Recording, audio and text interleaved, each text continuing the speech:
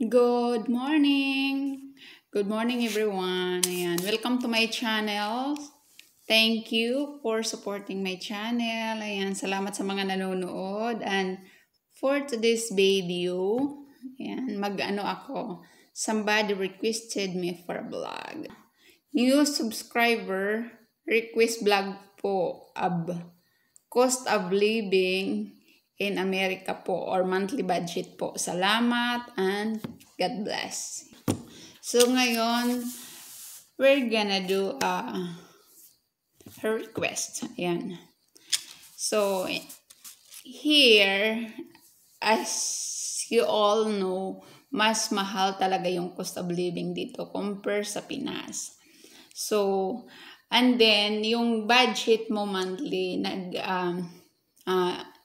nakadepende sa, halimbawa, nagre-rent ka ba ng bahay or you own a house na walang utang sa bahay or sarili mo na yung bahay pero may loan.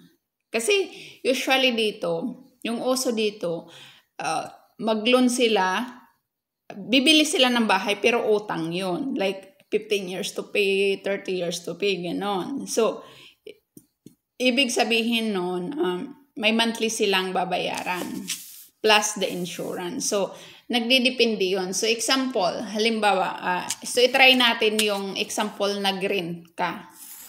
Nag-rent ka ng bahay, okay? So, may ano ako dito, may kodigo. So, sa bahay, pag nasa city ka, halimbawa nasa city ka or working ka, or dito ka sa local, magkaiba din yung prices nun. Pag sa city kasi, medyo expensive siya. And then sa like town, small town, medyo mura-mura. Pero kung halimbawa, example dito na lang sa amin sa sa Washington, ano to siya, sa Washington State, tapos nasa kami medyo probinsya. So, yung murang bahay, kasi nagpapaupa kami. So, yung paupahan namin, example, yung 1 bedroom. At dito, pag halimbawa nag-uupa ka, titingnan ng halimbawa 1 bedroom yung paupahan. Sasabihin namin, yung gusto naming tenant, 2 lang. Or 1 ka lang or 2. Halimbawa, mag-asawa kayo kasi wala pa kayong anak. So, sabihin namin, sa rent na yan, kailangan 2 lang. Pag nagtatlo, maaring hindi pwede kasi walang room. Dito pag may bata, kailangan may room. So, ayun. So, nakadepende. So, kung 2 lang kayo, halimbawa, yung paupa namin, 1,400, $1,400 US sa isang kwarto. Tapos, yung, i-convert natin yan, nasa around 1,400, tawag nila dito, or 1,400. Ayan. So, yun yung bahay mo. And then, minsan, sabihin, dito sa Washington kasi malamig, so hindi kami pumapayag ng libre yung kuryente. Usually naman talaga hindi, at kahit sa Hawaii.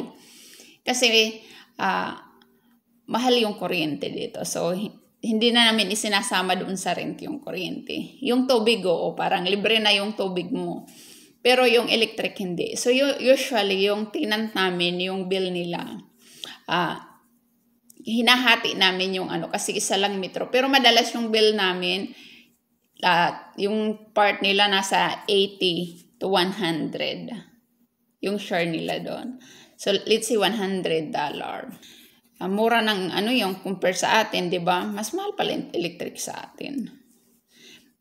Yun yung babayaran nila kalahati. Tapos, halimbawa, dito pag may sarili kang sasakyan, depende rin. Halimbawa, may sasakyan ka, tapos, paano mo ba siya binili? Binili mo ba siya ng cash? Kasi uso rin dito yung hulugan, yung 5 years to pay na sasakyan. So, halimbawa, may hulugan kang sasakyan or wala, nabili mo yan. So, kung hindi ka na naghulog ng sasakyan, yung monthly mo, iisipin mo is yung car insurance mo. So, ayun, magbabayad ka ng insurance siguro, nasa $50 a month. Depende yung insurance mo. Example, so medyo lumal yung sasakyan mo, so 50 lang. Pero kung bago, maaring tumaas kasi yung insurance mo, syempre, nakadepende kung gaano kamahal yung sasakyan mo, di ba? So, yung mga sasakyan namin, mga mumurahin. So, mura yung insurance. Alam mo yung iniisip ko, kasi sabi ko, wag tayo bumili ng sasakyan na mahal, na brand new, na ganyan, kasi mahal ang insurance. Yan. As long as it's working, it's fine. Yan. Yan. Yung parang nagagawa naman na niya ang purpose niya. Hindi ako mapili na kailangan ganitong sasakyan, kailangan ganito kamahal, or hindi. Ako, kung saan ako makakatipid, doon ako. So, halimbawa, ganon. Tapos, yung mahal dito, kung nag-work ka, kahit sa work kailangan ng insurance. Halimbawa, yung sa amin, kasi hindi kami nag-work, kailangan namin, kumbaga self-employed kasi kami. So, kailangan namin kumuha ng insurance. Sa asawa ko, may insurance siya. Hindi kami pwede sumama sa insurance niya. Pero may binabayaran din siya monthly. Yung sa amin, sa akin, hindi ako nag-ano kasi pumupunta ako sa doktor na hindi tumatanggap ng insurance. Alam niyo yun, yung mga herb, mga naturopath. Doon ako pumupunta. So, hindi ko kailangan ng insurance, pero yung may insurance sa amin yung mga bata. So, yung mga bata, dalawa kasi sila. Yung binabayaran namin, halos 600. So, halimbawa, yung isa, nasa 280 siguro. 280 yung medical insurance niya. Kada buwan yan. Yung medical insurance, kahit gamitin mo yan o hindi, magbabayad ka. Kaya ako hindi. Kasi pag pumunta ako sa doktor, nagbabayad ako ng cash. Pero hindi ko sinasuggest na wag kayo kumuha ng insurance. Kasi kung kailangan kung kailangan, may emergency, kailangan nyo yan.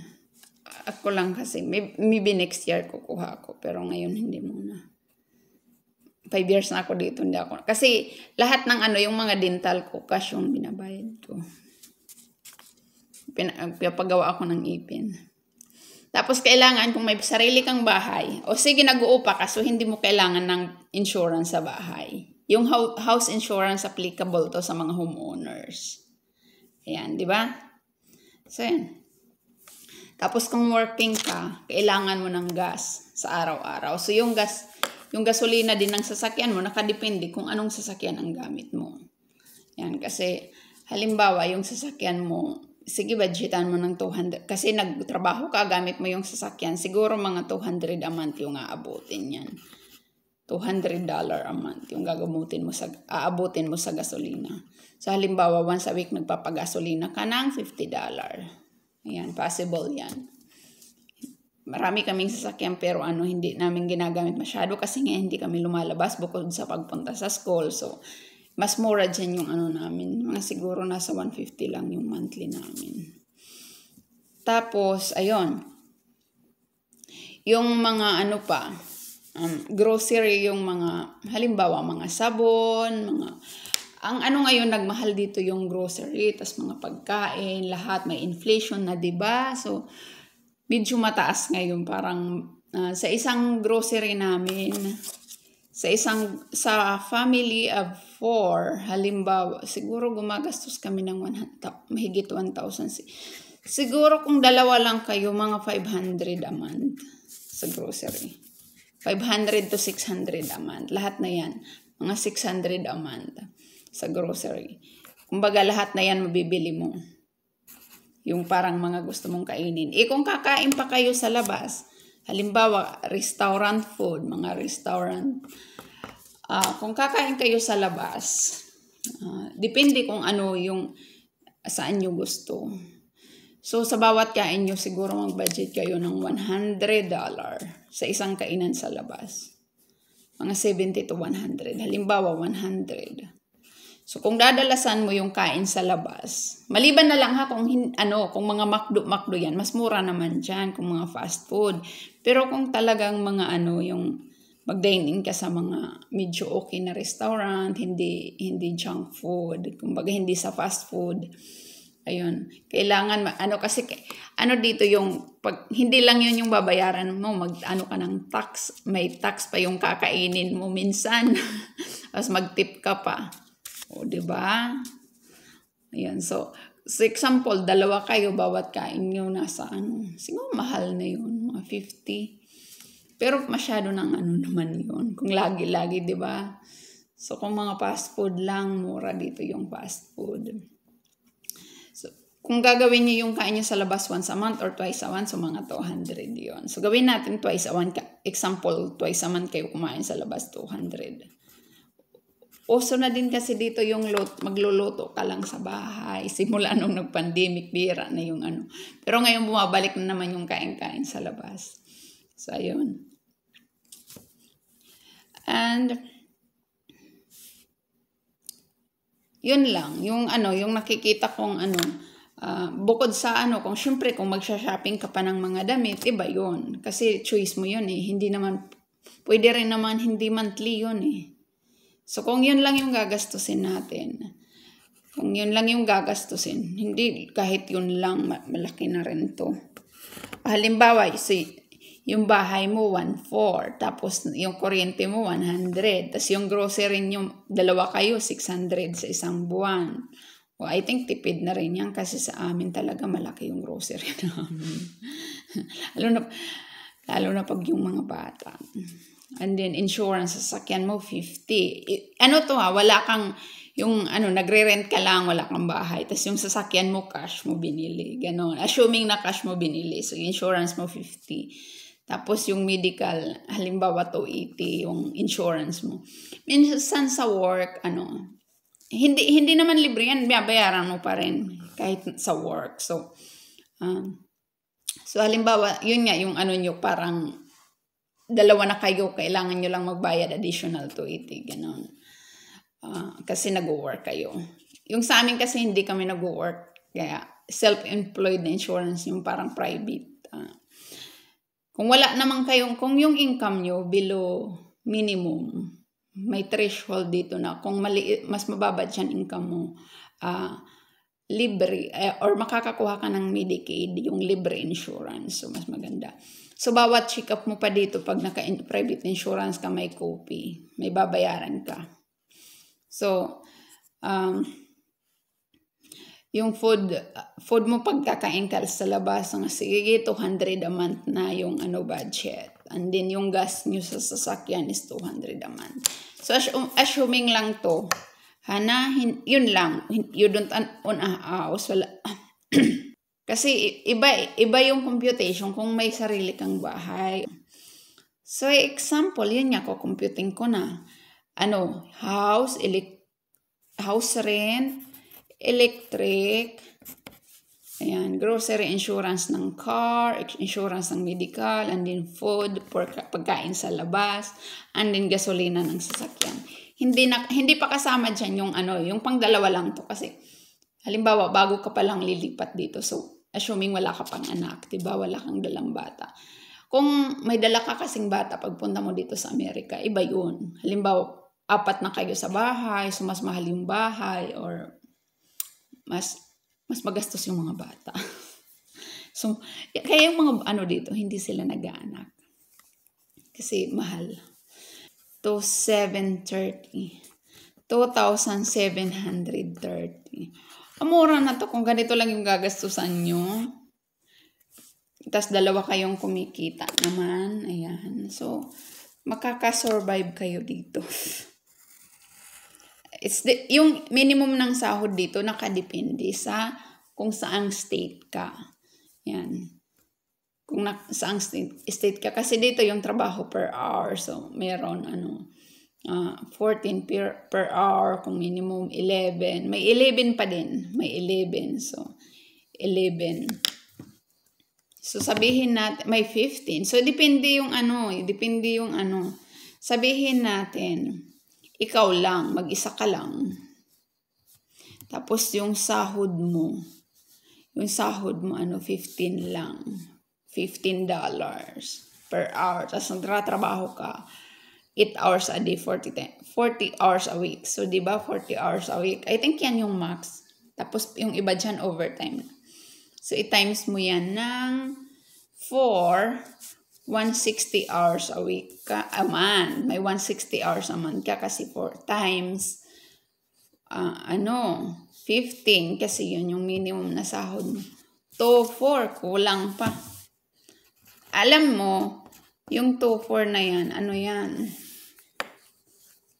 Hindi mo maiuwi yan lahat din. So may kaltas dyan yung sa insurance nga, or kung may 401k ka, or kung halimbawa yung tax nyo, kaltas pa dyan. So hindi mo talaga siya may uwi. Iwan ko kung magkano yung magiging net mo dyan, hindi ko alam. Pero pag halimbawa nagtrabaho ka, sabihin mo, 15 hours yung 15 per hour ako, tas baka expect mo na may uwi mo yan lahat, hindi. Kasi kailangan, maraming kaltas. Ayan. So, baka yung mauwi mo dyan, mga 1.5 or mga 1.7, ganon, yung net mo. Mga ganong amount. So, ayan, kasi hindi ako nagtrabaho dito, kaya hindi ko rin alam paano yung kaltas. Pero I tried my best na ganon. Ito, based on sa experience ko, sa nakikita ko, yung house sigurado ako. Kasi yun yung tapos yung sa grocery.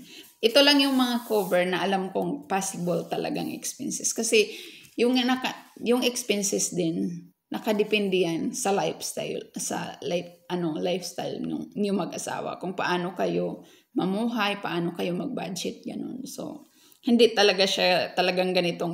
So, nakadepende pa rin sa inyo mag-asawa yan. Okay? So, ayan.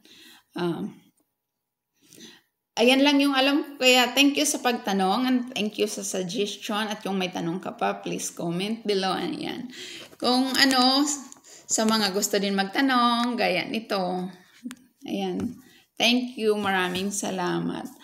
And then, i-shout out natin si Tipay Morales. Ayan, yung nag-comment, si Tipay Morales. Thank you. Thank you so much. See you on my next one. Salamat sa pag-comment.